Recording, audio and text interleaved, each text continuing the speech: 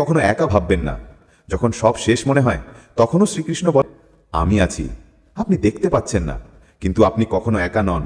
অনেক সময় ঈশ্বর চুপ থাকেন, কারণ তখন আপনি বড় হয়ে গেছেন। পঞ্চম সূত্র, সময়কে সময় দিন। মহাভারত একদিনে শেষ হয়নি, আপনার কষ্ট একদিনে শেষ হবে না। কিন্তু একটা সত্য মনে রাখবেন, প্রতিটা রাতের পর সূর্য ওঠে। আজ যদি আপনার জীবনে চাকরি না থাকে, সম্পর্ক ভেঙে যায়, টাকা, সম্মান বা শান্তি হারিয়ে যায়, একটাই কথা মনে রাখবেন, এই অবস্থা আপনার শেষ নয়, এটা আপনার নতুন শুরু। শ্রীকৃষ্ণ কখনো বলেননি কষ্ট আসবে না, তিনি বলেছেন কষ্টে ভেঙে পড়বেন না।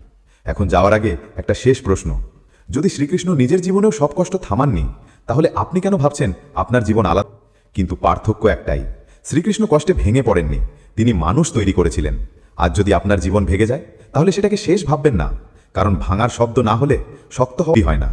এখন একটাই অনুরোধ, যদি এই কথাগুলোর একটাও আপনার বুকের ভিতর নাড়া দেয়, তাহলে এই ভিডিওটা লাইক করুন। এটা শুধু একটি লাইক নয়, এটা আরেকজন ভেঙে পড়া মানুষের কাছে এই কথাগুলো পৌঁছে। এখন কমেন্টে লিখুন, আমি শক্ত হচ্ছি। এই কথাটা লিখে নিজেকেই প্রতিজ্ঞা দিন। আর যদি চান এমন কথা, এমন শক্তি, এমন শান্তি নিয়মিত আপনার জীবনে আসুক, তাহলে এখনই সাবস্ক্রাইব করুন, কারণ শ্রীকৃষ্ণ এখনো নীরবভাবে শক্ত মানুষের পাশেই থাকেন। আর আজ থেকে আপনিও সেই শক্ত মানুষের একজন।